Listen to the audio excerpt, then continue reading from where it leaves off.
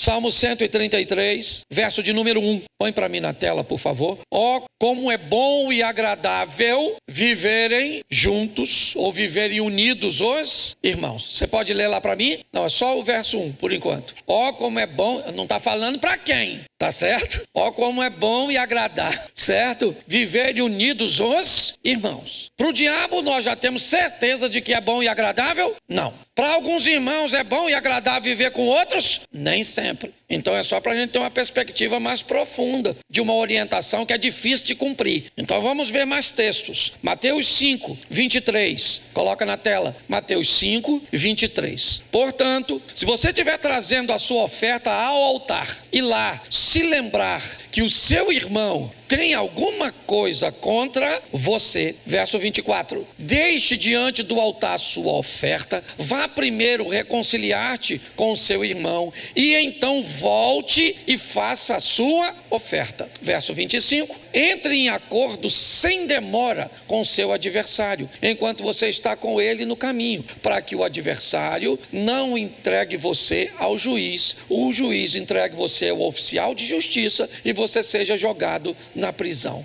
Preste atenção, porque novamente nós temos um texto bíblico falando da importância de resolvermos as coisas com o nosso irmão. Se você vai ofertar e durante a oferta não é você que tem algo contra o irmão, você lembra que o irmão é que tem algo contra você, tá certo? Deixa a sua oferta, vai lá, toma uma postura, então, e volte. Esse é o segundo texto, certo? Romanos capítulo 12, verso 18, vai nos dar também uma instrução muito preciosa. Repita comigo: se possível, no que depender de vocês, vivam em paz com todas as pessoas. Se possível, no que depender de vocês, vivam em paz com todas as... Mas esse texto nos dá uma margem de fazermos uma aplicação de que nem sempre será possível. Mesmo sendo bom e agradável diante dos olhos do Senhor. Mesmo entendendo que temos ou podemos ter problemas até durante a oferta. Os dois primeiros textos, eles fazem menção da importância. O terceiro texto vem dizendo, no que depender de você, porque você terá Deus por testemunha. É muito importante entendermos isso. Você pode alegar qualquer coisa que você quiser para mim como pastor,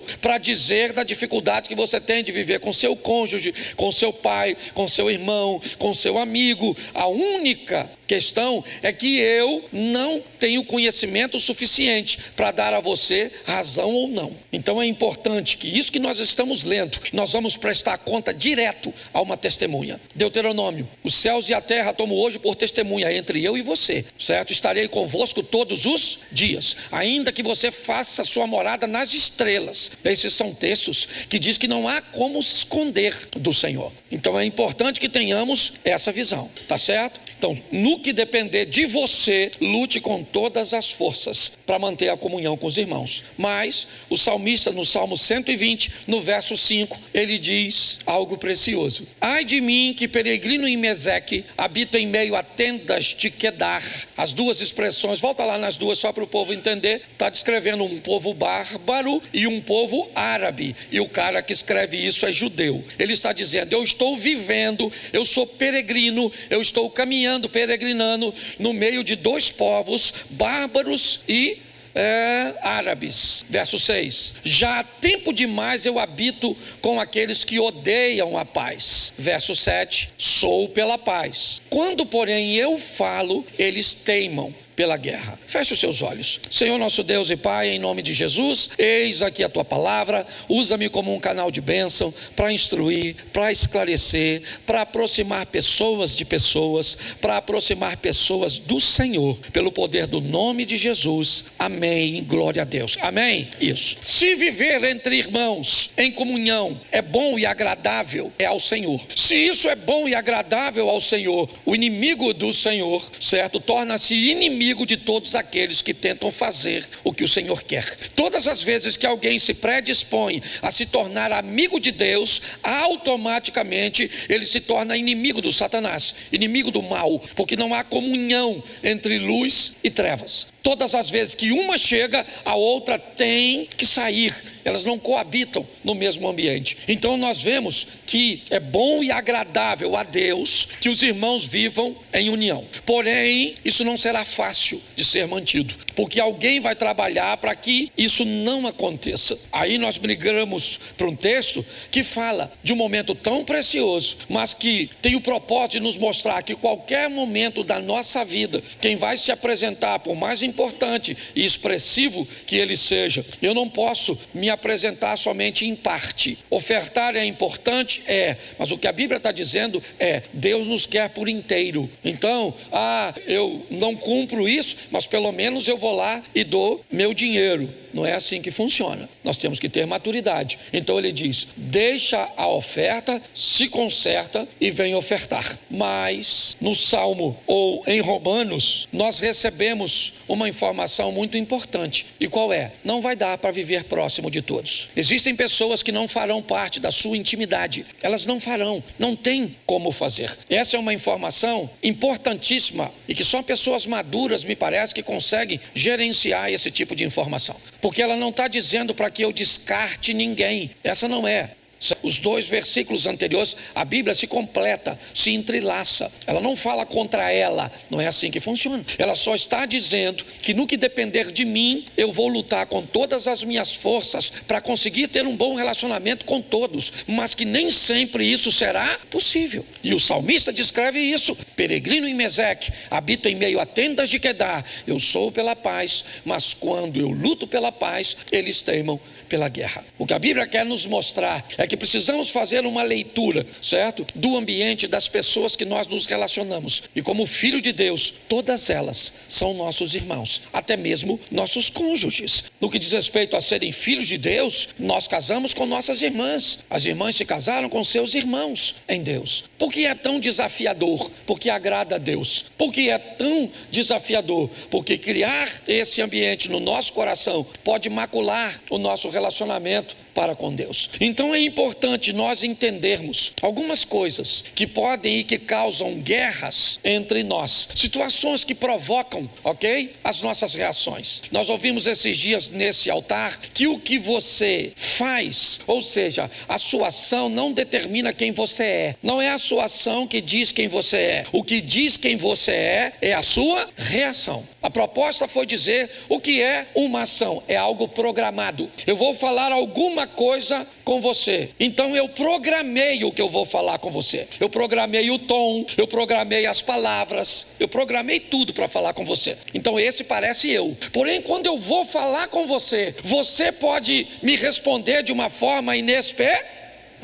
E quando você me responde de uma forma, certo, que eu não esperava, aí eu reajo e não ajo. Você já notou que alguém vai fazer uma ofensa a você, e quando você responde, ele fica mais ofendido do que conseguiu te ofender? Porque a primeira ação ele fez programada, a segunda saiu, foi sem filtro, ele não teve como programar. Então nós vamos entender algumas coisas. Eu separei algumas guerras. Por que a minha preocupação? Porque todas as vezes que o irmão briga com o outro, o prejudicado é sempre o pai. Todas as vezes que o irmão briga com o outro, ele sai da igreja. Todas as vezes que o irmão briga com o outro, ele tem problema. Você pode notar, o cara briga com o irmão, mas acaba tendo problema com o pai, ou relacionamento com o pai. Então nós precisamos aprender a estabelecer níveis de relacionamento. Eu já falei isso aqui diversas vezes, certo? Níveis. Onde é que essas pessoas ficam na minha vida? São pessoas que eu conheço, tá certo? Elas são meus conhecidos. Sei onde mora? Não sei onde mora. Sei se é casado? Não sei se é casado. Sei quantos anos tem? Eu não sei quantos anos tem. Eu não sei se tem filhos, mas eu conheço de vista. Esse é um tipo. A maior parte das pessoas ocupam essa categoria e vão ficar lá para sempre, e você não vai se sentir incomodado com elas. A segunda categoria é a categoria dos amigos. Os amigos superficiais. Aquelas pessoas que você não tem relacionamento tão profundo, mas você já sabe onde mora, você sabe o nome. Você sabe que é casado, sabe quantos filhos tem, tá? Você joga uma bola com ela. Você conhece as pessoas de uma forma mais, ela ocupa um lugar. Bom, nós temos aqueles que vão entrar um pouco mais na nossa intimidade. Eles vão viajar conosco, eles frequentam a mesma igreja, lanchamos depois do culto. Cuidado, porque isso não dá o direito a você de levá-los para dentro da sua casa. Isso aí é outra categoria. Se quiser levar de forma irresponsável, leve, mas depois não diz que não vão mais na igreja porque o irmão está lá, aquele irmão fofoqueiro que me ofendeu, que fez isso, que fez aquilo outro, que fez aquilo outro. Quem mandou você levar?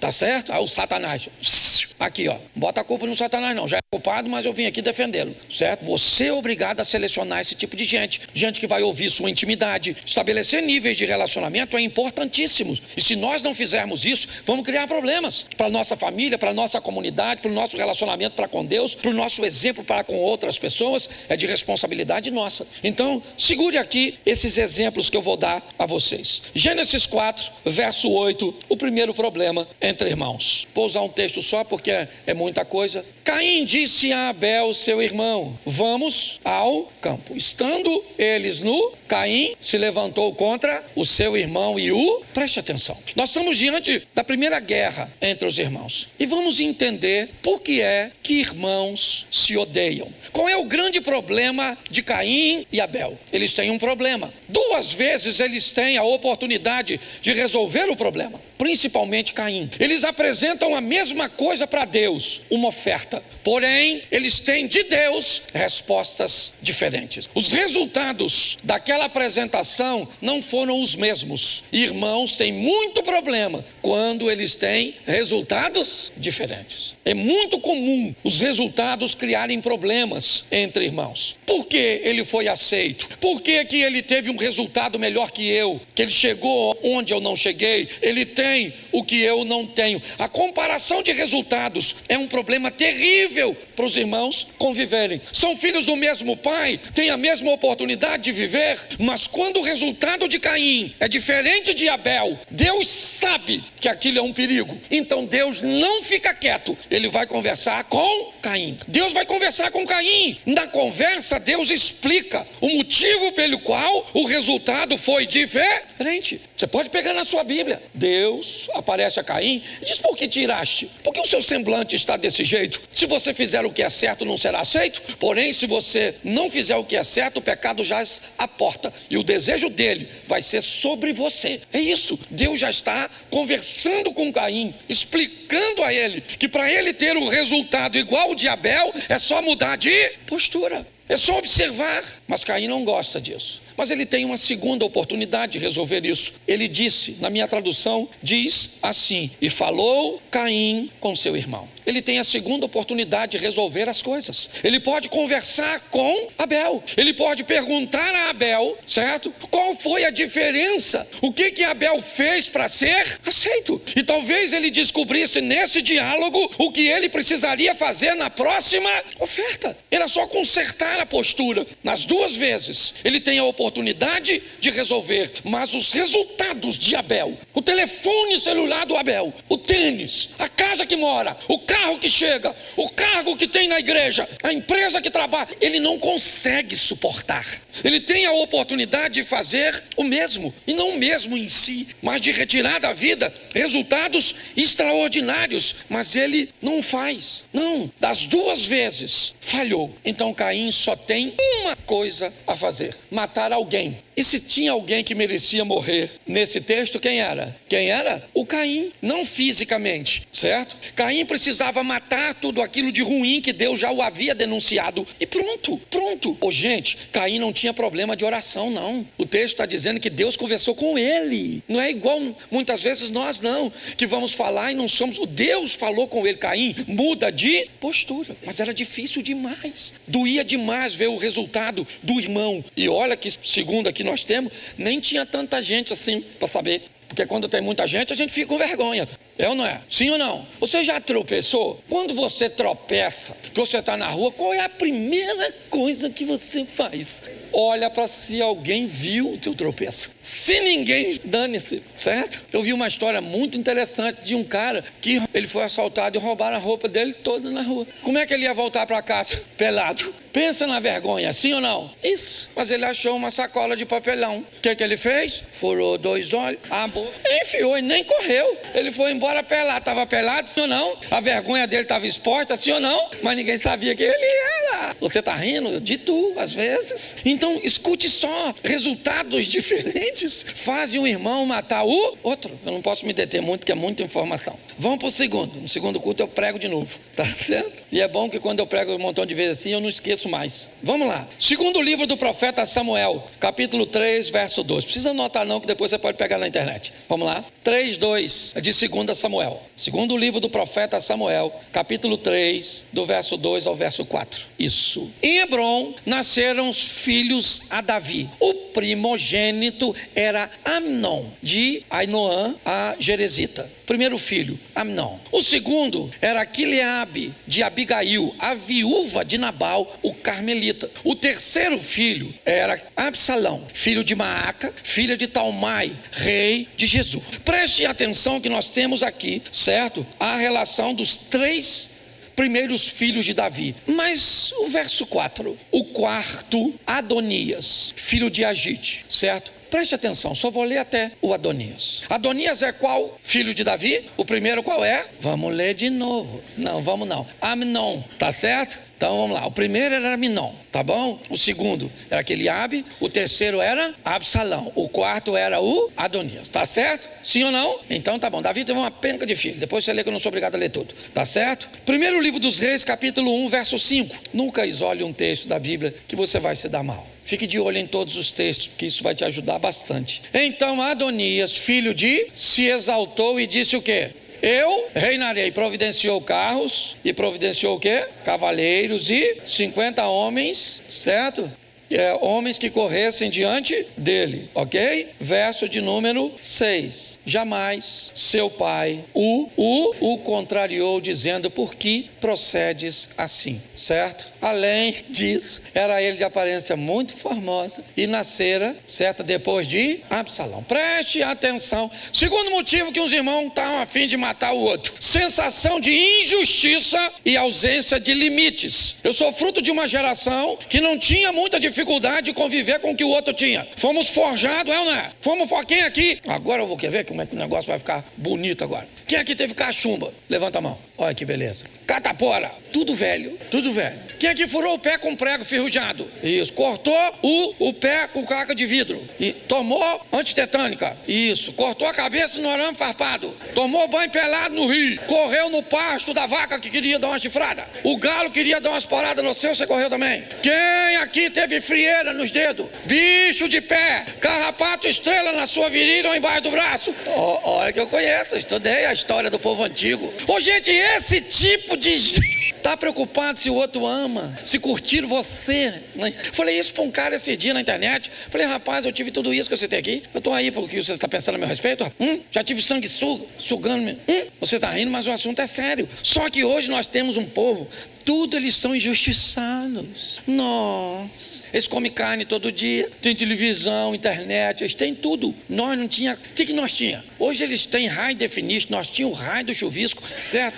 Lembra de alguém do lado de fora girando a antena com bambu e você gritando: ei, passou? Lembra de tudo isso, certo? Sim ou não? Uma geração que apanhava e continuava amando aquele que batia. Quem aqui apanhou, levanta a mão. Ficou de castigo, levanta a mão. É isso aí, mano, tamo junto, certo? Mas pensa no negócio hoje: injustiça e ausência de limite. Você não pode bater nas crianças hoje. Você apanhou, não tô falando violência doméstica não, viu? A turma do Conselho Tutelar. Aliás, tô com autoridade aqui, ninguém me prende não, tá certo? Mas é verdade, você apanhou, não apanhou? Pronto. Se você viesse na rua e uma mãe estivesse batendo num filho que estava fazendo pirraça, a sua olhava para tu. Hoje as pessoas chamam Conselho Tutelar. Ninguém criou lei quando eu apanhei. Agora na hora de eu bater, eu que falasse para minha tia: vou denunciar a senhora. Ela falou: eu bato no conselho, na conselheira, no Alexandre de Moraes, no Lula, eu bato em todo mundo, mano. Já não é Elon Musk que tá brigando com ele. Foi assim que nós chegamos até aqui, sim ou não? E aprendemos a respeitar os mais velhos, aprendemos a respeitar as filhas dos outros, não mexíamos em nada que era de ninguém, é ou não é verdade? Porque alguém nos deu limites. Irmãos que têm limites não matam os outros. Entende que não há injustiça? Não, mas Adonias se achou injustiçado. Por quê? Lembra? Eu até agora falei de Salomão? Não, né? Eu falei de Aminon, Eliabe, eu falei de Absalão, certo? E eu falei de Adonias. Salomão apareceu? Não. Mas quando Salomão vai ser ungido rei por Davi, Adonias não vai engolir isso. Ele não vai engolir. Ele não consegue. Ele não tem maturidade para entender isso. Ele não quer ser o irmão do rei. Ele quer ser o rei. Ser o irmão do rei era uma vantagem? Sim ou não? Sim ou não? Isso. Se ele fosse leal ao rei, seria mais ainda? Sim ou não? Ele teria um bom cargo, uma boa estrutura, uma boa proteção? Sim ou não? Mas ele não queria ser o irmão do rei. Ele queria ser porque para ele aquilo era injusto. Mas aí a Bíblia diz: por que ele é assim? Porque seu pai, certo? Jamais o contrariou perguntando por que ele fazia assim. É importante nós estabelecermos limites, porque pessoas que não têm limite, quando olharem situações cujas quais eles não recebem a vantagem que gostaria de receber, eles têm tendência a matar o outro. Essa é a grande verdade. Posso ouvir um amém? Só tem mais 10 minutos. Isso. Vamos para o terceiro. Gênesis 37, 3. Outro motivo que os irmãos gostam de ter problema e de matar o outro. Ora, Israel, ou seja, Jacó, amava mais a José que a todos os seus filhos, porque era filho da sua velhice, e fez uma túnica talar de mangas compridas. Irmãos costumam matar os outros quando os pais estabelecem comparações. O texto está dizendo que Jacó, por José ser filho de Raquel, a mulher que ele amava, o primeiro filho dela, até o presente momento o filho mais novo, o caçula, nitidamente ele, certo, oferece preferências a esse garoto. Quando ele faz isso, ele cria um litígio, ele cria um problema, ele cria uma briga por causa das comparações. Quando nós fazemos isso com os nossos irmãos, ou seja, com os nossos filhos, nós criamos problemas entre eles. Nós temos que ter muito cuidado com as preferências, temos que ter muita sabedoria quando vamos convidar alguém e deixar alguém de fora, como vamos dar para alguém, mas não temos condições de dar para todo mundo. Você lembra que as mães tinham essa preocupação com os filhos, certo? De não estabelecer nenhuma vantagem a nenhum deles, porque eles entendiam que isso prejudicava mais do que ajudava. Para eu adiantar, 1 Samuel, capítulo 17, verso 28. Vamos lá, rapidinho. Ouvindo Eliabe, seu irmão mais velho, falar àqueles homens, acendeu-lhe a ira contra Davi e disse: por que desceste aqui? A quem deixasse aquelas poucas ovelhas no deserto? Bem conheço a tua presunção e a tua maldade. Desceste apenas para ver a peleja. Preste atenção. Irmãos costumam ter problemas com outros quando esses irmãos conseguem ter uma boa visão a respeito de si. Olha só, qual é o problema que Eliabe tem com Davi, o chamando de presunçoso? Na verdade, a exposição desse texto tem a ver. O que Eliabe não gosta é da maneira que Davi se vê. Davi não se vê como coitado e não se comporta como coitado. A visão que Davi tem a respeito dele. Olha, deixa eu falar uma coisa para vocês. Aprendam uma coisa nessa vida. As pessoas valorizam algumas coisas mais do que dinheiro. Tem algumas coisas que elas saíram, sabe, do ambiente do comércio, da área do comércio. Tem coisas, por exemplo, dinheiro não compra amizade, dinheiro não compra amor. Tem algumas coisas que estão fora do circuito do comércio. São coisas que o dinheiro não vão conseguir pagar. E pega aí essa. Tem uma coisa que o dinheiro não consegue, as pessoas amam ter, mas poucas conseguem ter de verdade: autoconfiança, se enxergar com bons olhos, saber quem é filho de Deus e não interessa o tamanho do adversário, o Deus que eu sirvo é maior do que todas as coisas. Quando Davi tem uma visão nítida dele mesmo, vai à batalha, o que tem lá um cara grande, desafiando a todos, todos estão com medo. Davi chega e diz: quem é esse incircunciso filisteu para afrontar o exército do Deus vivo? A primeira coisa que seu irmão disse: com quem você deixou as poucas ovelhinhas, ó? Seu presunçoso, conheço a tua maldade. Olha só, às vezes quando você se enxerga, quer alcançar grandes coisas, quer chegar em lugares altos, quer conquistar quem está do seu lado, seus irmãos não toleram isso. Mas sabe por que não toleram? Porque não conseguem ter a boa visão de si mesmo que você tem. Não se engane. Pessoas detestam. Ah, pastor, mas eu não julgo ninguém. Ah, não julga? Você quer ver as pessoas te odiarem? Tem um casamento feliz. Não há nada pior que um casamento feliz. Um casamento feliz denuncia que é possível, sabe? Quando você faz algo, você não precisa falar. Aquilo fala por si só. O que está acontecendo aqui com Eliabe é isso. Ele não gosta, ele chama Davi de presunçoso. Com quem você? O que você veio fazer aqui? Eu sei que você só veio ver a peleja. Note que o que Eliabe está dizendo, eu sabia que se você chegasse aqui, você não ia ter medo do gigante, porque você acredita em você. Eu não sei o que você está te enfrentando, mas Deus está mandando te dizer, acredite em você e no Deus que você serve, porque Ele vai te dar vitória. Não interessa o que você esteja enfrentando. Agora, se prepare, se você acredita em você e tem uma boa visão a respeito de si mesmo, seus irmãos não vão gostar de você. Entendeu? Aí você descobre, você quer ser um derrotado e não conviver com isso, ou quer vencer, mas aprender a lidar com essa situação.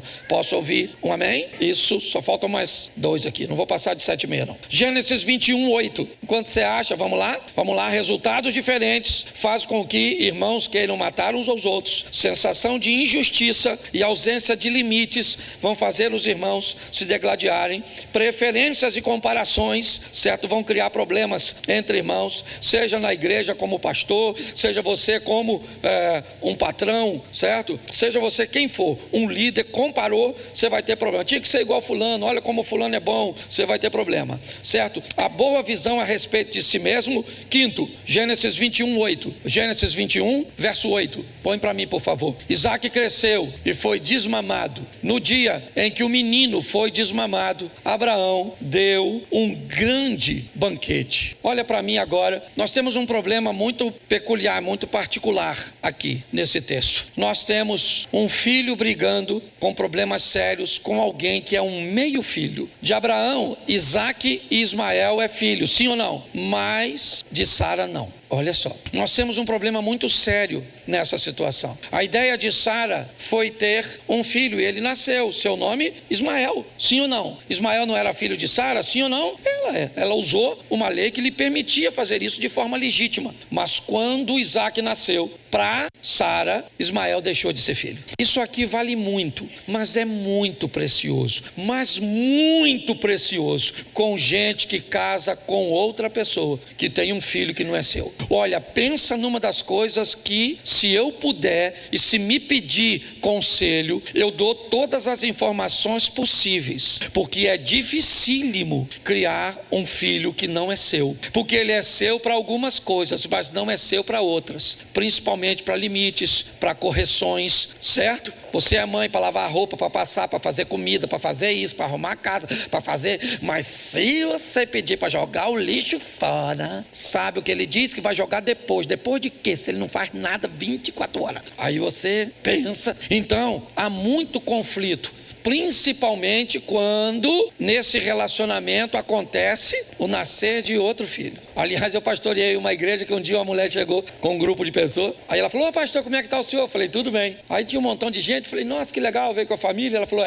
esse aqui, pastor, é meu ex-marido, essa é a esposa do meu ex-marido, e esses dois aqui é o meu filho com os meus filhos com esse. Falei: beleza. Eu falei: e o pessoal de cá? Não, o pessoal de cá é os 2 filhos do marido que eu tenho agora, que ele teve com a outra mulher. E aí eu já estava tentando, e aí eu não aguentei, né? Eu falei: e esse aqui? Aí esse aqui sim, esse é de nós 2. Eu falei: Senhor, se o demônio vier aqui, esse povo entra nele. Você está rindo, mas o assunto é sério. As pessoas tratam coisas importantes de qualquer maneira. Vamos a 2 textos e a gente termina. Gênesis 25, 31.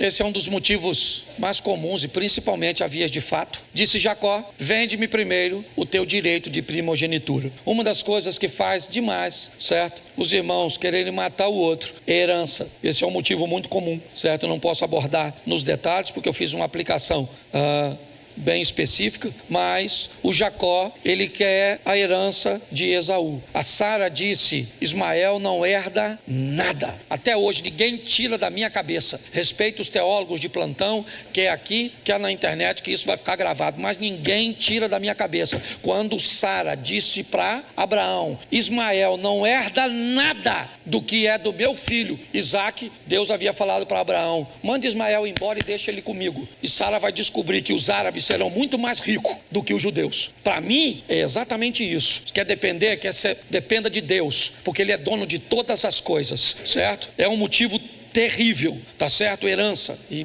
tem um contexto tão grande no ambiente de igreja que você não pode imaginar, mas eu não tenho como passar aqui agora. E o último é uma parábola, mas vale a pena nós vermos. Lucas 15, 25, e a gente termina aqui e ora. Lucas 15, 25. Irmãos matam irmãos ou querem matar irmãos, a guerra entre irmãos. Ora, o filho mais velho que estivera no campo, quando voltava, ao aproximar-se da casa, ouviu a música e as danças. Verso 26.